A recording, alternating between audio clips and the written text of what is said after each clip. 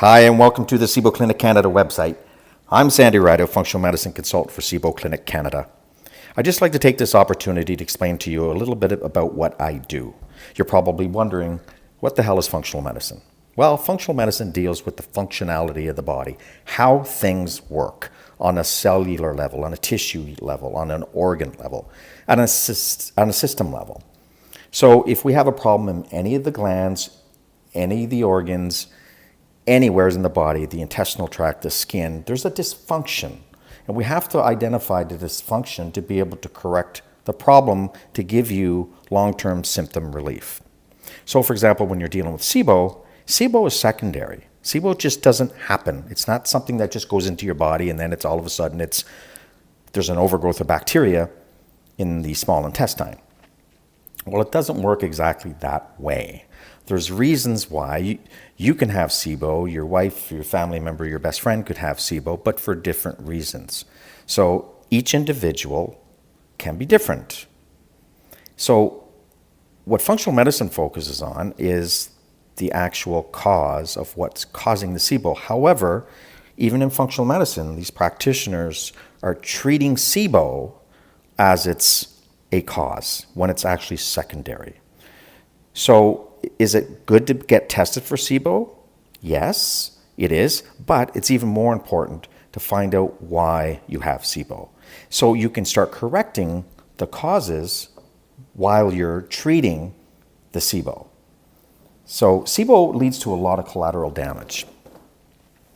And that means it can lead to any disease, any disorder, any syndrome, any health ailment because of the fact that it throws the body off kilter.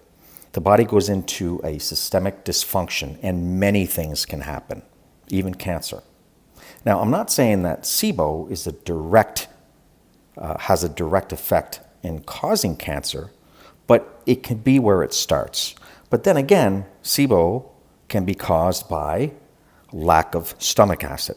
So low stomach acid can lead to SIBO, which leads to a leaky gut, which leads to antigens, food antigens, large molecules that are getting into the body when they're not supposed to be there. You see, our gastrointestinal tract has a barrier, and that barrier is monitored very, very carefully.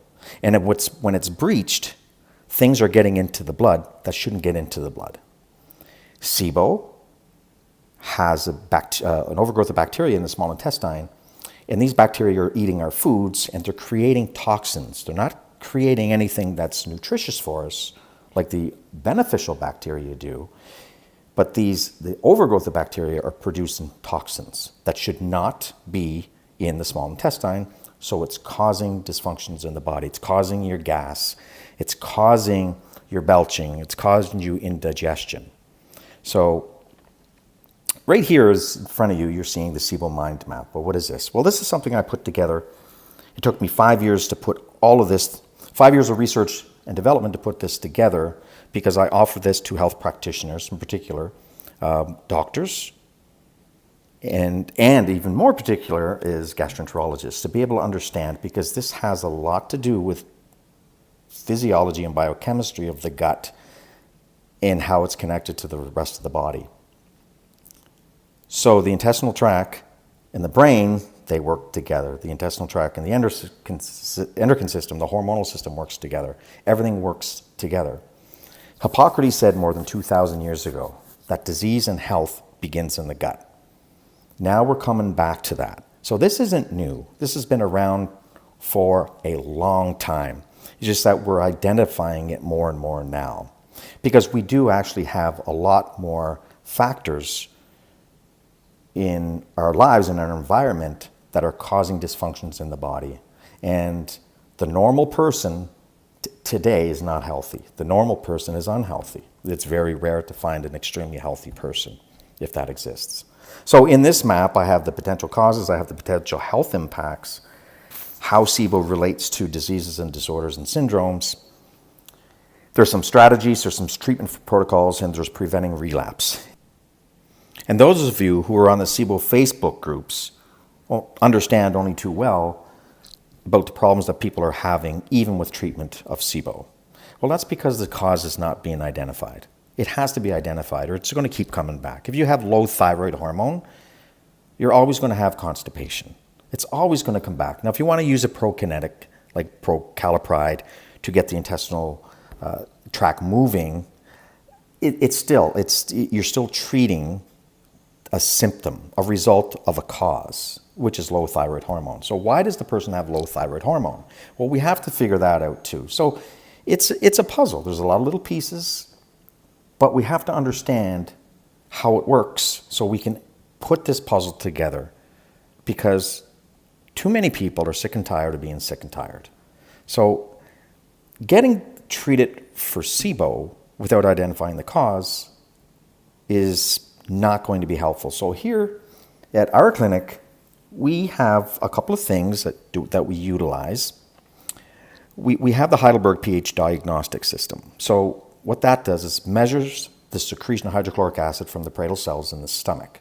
Hydrochloric acid is very important for digestion, but it's also important to kill the bacteria, the viruses, the parasites that are coming in through your food and your drink and the air that you breathe in. So it's very important to have an acidic environment in the stomach.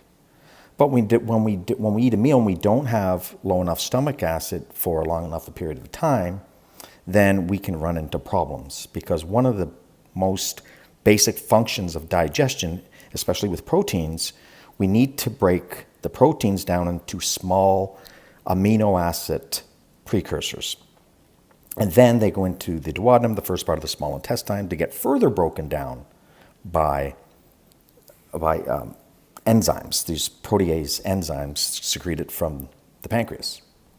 So this is all very important. So learning the digestive system and how it works and all the hormones that are secreted to make things work is very, very important to the practitioner to be able to understand SIBO. If you don't understand it, then you're just throwing darts in the dark. So we have the Heidelberg, and what we do is make sure that you have enough hydrochloric acid. If you're not secreting enough, we have to find out why. But at the same time, we have to support it with hydrochloric acid and maybe with some pepsin. So we also have what's called the Thyroflex.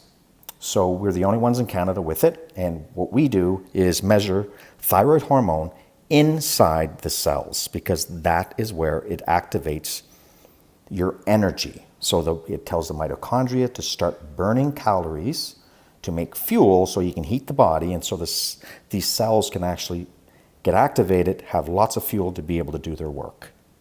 So we have that in the clinic too. So even if we see normal levels or blood levels of TSH or T3 or T4 or free T3, free T4, we're still seeing low intracellular T3 levels. And if you get treated properly, all of a sudden the body starts working more efficiently, and then once you treat it with SIBO, it doesn't come back. So there's a lot more to SIBO than what's going on out there, that a lot of you people are doing lots of research and you're just maybe even treating yourselves or going to a naturopath getting treated with a bunch of supplements. You end up with expensive urine. So we need to find out why. We are going to be opening clinics all across Canada. This is our plan. Because we utilize the Heidelberg, we utilize the Thyroflex, and we do our own SIBO breath testing. We have a lot of patients that are being sent to us from doctors in the United States. We've yet to catch on in Canada, and that's our goal. That's our passion, is to help people. So that's my little rant. I hope you enjoyed it. All right, so this is the map that I have on what's called this SIBOmindmap.com. And for any of you health professionals out there that are looking for more information on SIBO, you're going to find it all in this map, everything, because I went through thousands and thousands of studies. I listened to the experts. But I put this all together, and out of it, we created 25 other maps. And some of them are listed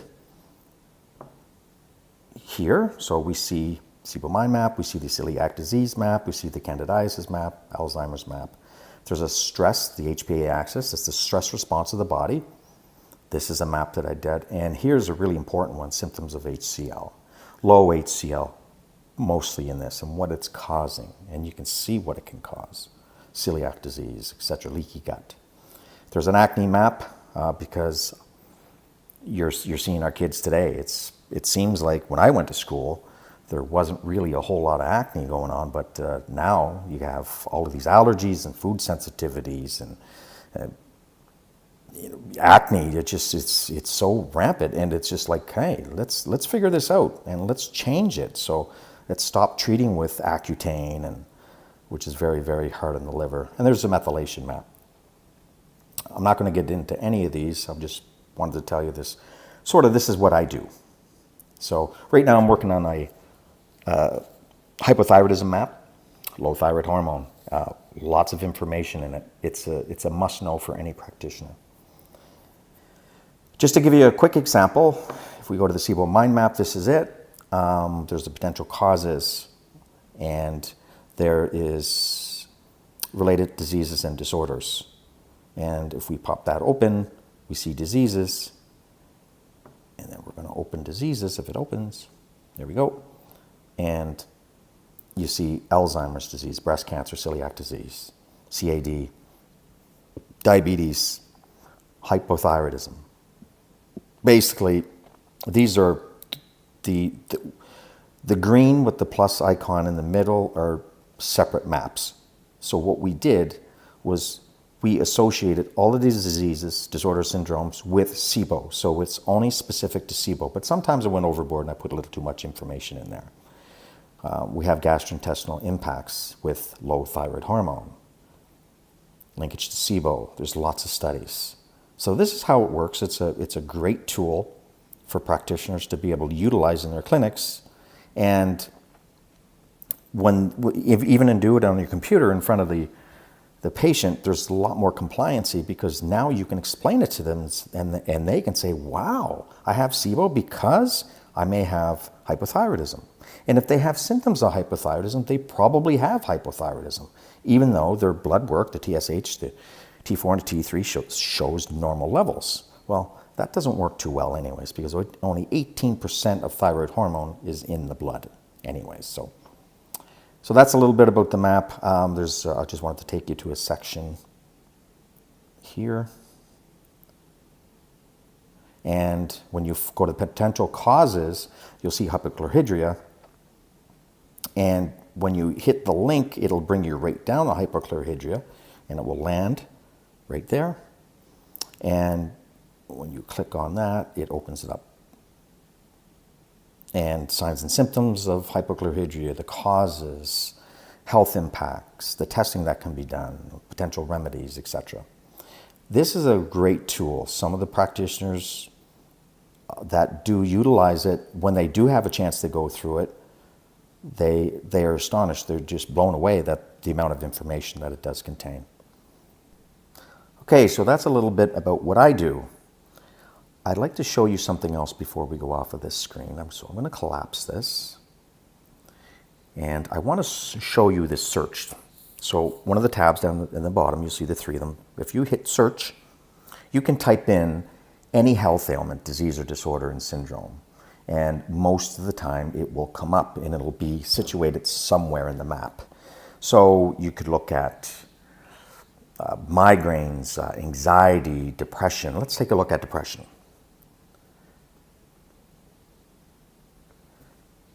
Okay, so over to around the middle, down the bottom, it'll say 1 of 29. So depression is mentioned in 29 places in the map. So is SIBO related to depression? Can it lead to depression? Absolutely. It's in 29 places in the map. So here's depression here, and one of the potential causes of SIBO is prolonged intestinal transit time, which is basically constipation. So is depression a result of constipation that's caused by hypothyroidism? So are we going to look at just SIBO, or are we going to look at why? So if the patient comes in with complaints of being depressed, instead of passing them an SSRI, an antidepressant, Why wouldn't we just look through the map and just say, hey, let's find out how it could be related to the gut, especially when they're complaining about symptoms of SIBO. So depression, there's a study. You can open up the study. Intestinal transit in anxiety and depression. We'll scroll down to the conclusions. And you'll see there, in depressed patients tend to be constipated. Constipated, why? Low thyroid. So low thyroid causing depression? Absolutely. Low thyroid because of SIBO. SIBO can cause hypothyroidism, but also hypothyroidism plays a major factor in leading to SIBO. So I just wanted to show you that. And you can move it around. You don't have to follow. It goes for you. So you hit the arrow.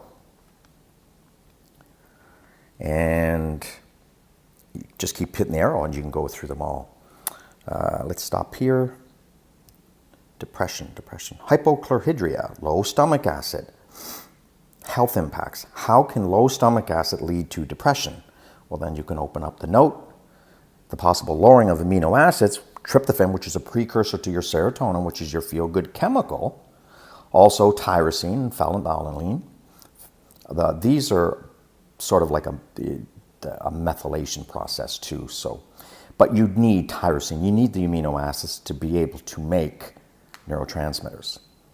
So serotonin being your feel-good chemical, if we don't break down the proteins, the very complex proteins into smaller protein peptides in the stomach, due to low stomach acid, then there's a significant chance that we're not going to be able to further break it down and get those amino acids so we can make our serotonin. It goes a little bit deeper than that, but that just kind of gives you an indication of how powerful this map is as a teaching tool. All right, so we're just going to get out of there and we're going to go over to the SIBOs. This is the map that you will see when you click the link below. And this is basically, I built this for whoever comes to the website. They can kind of have a look around the website, but also they can click on this map to say, hey, what is this SIBO thing all about? Well, if you go to a subtopic about SIBO and click on the 4, it says, what is SIBO, what causes SIBO, risk factors of SIBO, and the impacts of SIBO. And if you hit the note, it gives you the definition of small intestinal bacteria overgrowth. In that note, it also suggests that there were studies done that up to 80% of patients with IBS have SIBO. And many other studies, now these are peer-reviewed, published papers, the clinical studies that show that 100% of fibromyalgia patients that were tested for SIBO were positive. So if you have fibromyalgia, muscle pain, tendon pain, joint pain, that kind of stuff, can it be caused by SIBO? Yes, but everything's interconnected.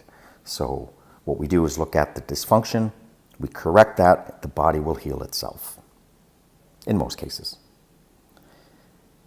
If we go to symptoms, we see the gas right at the top there. So the gases, hydrogen, methane, and hydrogen sulfide. We use the gold standard for breath testing, SIBO breath testing, called the Quintron medical device, and we test for hydrogen and methane. At this time, there's no test for hydrogen sulfide. But hydrogen, high levels of hydrogen, are strongly linked with diarrhea, including IBS diarrhea. High methane, closely linked with constipation. So if you have SIBO and you have high methane,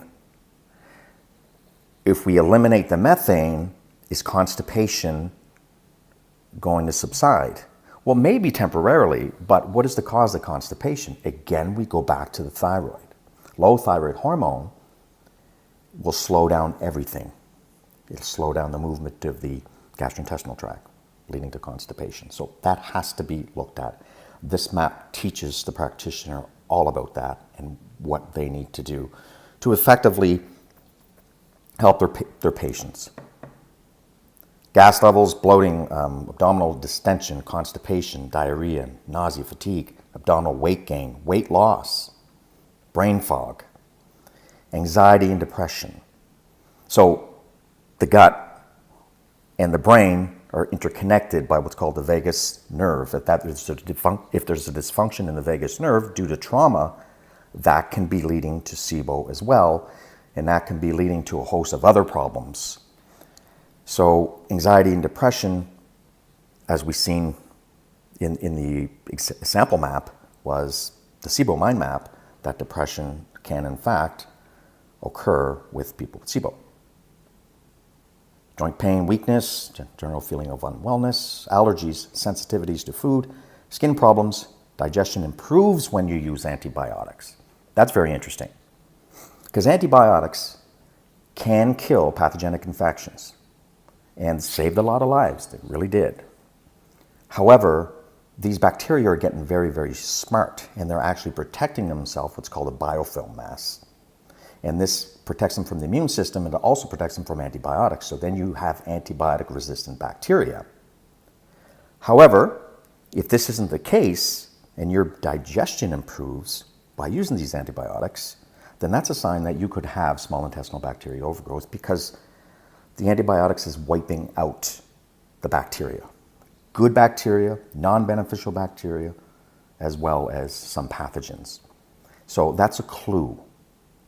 Prebiotics and probiotics, when you're taking them, they're making you feel worse. You're getting more bloated. Why? Because they're feeding particularly the prebiotics are feeding the overgrowth. And so what they're doing is producing more gases. So getting tested, of course, I'm pretty biased. SIBO Clinic Canada, great gang there. Very passionate about what they do. And then there's consultation or just general information. You can send an email to info@sibocliniccanada.com by just clicking on the link. You open that link up. I'm not going to do it right now. So, but before you leave the website, please check out the products page. On the products page, there's liquid probiotics. These are made from Living Streams Missions probiotics. They're liquid probiotics, and I have been using them for the last 8 years, and I've been using them on myself, family members, close friends, as well as patients that were sent to me by doctors who have complicated cases, and they found a great difference between those and the encapsulated form. And also there's a 2-part series on Wayne and I speaking about probiotics, and he, particularly in the first part of the series, he mentions how they manufacture the encapsulated powdered forms and the whole process of how it's done. And there's no way in the world these probiotics are still alive. His is a totally different technology. His is all about probiotics, all about nutrients. He feeds them. When they're in the bottle, there's a little bit of nutrient to keep them going. They hit your intestinal tract at 98.6 degrees, and they get hungry and they start eating undigested food in the intestinal tract. It's crazy how these probiotics work. So check that out. You can order them from there if you're interested, or if you have any questions, send us an email, and we'd be happy to reply or give you a call. Oh, and I almost forgot. We're coming out with a YouTube channel very soon. And basically this is going to be a channel giving you information. We're going to talk about disease. We're going to talk about health. We're going to talk about the interconnectivity between them, how they work, basics of physiology and biochemistry, how this works. It's not rocket science. If it was rocket science, I wouldn't understand it. It's just common sense. It's understanding that it's a puzzle. So whatever is causing your health ailments or your disease or disorder in syndromes, in most cases, it is reversible. Just like they say Alzheimer's disease is not reversible. Well, I know a doctor who's actually just treating for Alzheimer's, and his success rate is like 8 or 9 out of 10. So can it be reversed? Absolutely it can. But we have to identify what's causing it. For example, you get told you have dementia. Okay, well, what form of dementia do you have? There's 7 or 8 different forms. 5 are very, very common. But the most common form, of course, about 60 to 80% of the cases, is Alzheimer's. But Alzheimer's has 3 different types of Alzheimer's. So you just can't paint everybody with the same brush. You have to find out. It's called biochemical individuality. What's going on with the physiology in that person that's causing the disease, the disorder, or the syndrome, or any health ailment? So that is what we're going to be talking about. Again, I can't stress it enough. This is common sense. It's not rocket science. Quick example. We need cholesterol. We have to have cholesterol to make our sex hormones. We have to have cholesterol to make our bile. So we need cholesterol. If it's high, there's a reason why it's high. We don't want to bring it down. We have to find out why is the cholesterol high. So the cholesterol could be high because there's low thyroid hormone, and we have at the same time low sex steroids, low sex hormones. Well, why? Well, because cholesterol is a precursor to making our sex hormones. So the T3 is responsible for cholesterol getting into the cells to be able to form sex hormones. So if sex hormones are low, cholesterol is elevated, we might not have enough intracellular T3. We probably don't, but we can measure that at our clinic. Anyways, I really hope you enjoyed this. Please keep in touch and make sure you subscribe when we open up that YouTube channel, because I think you're going to love it. Appreciate your time.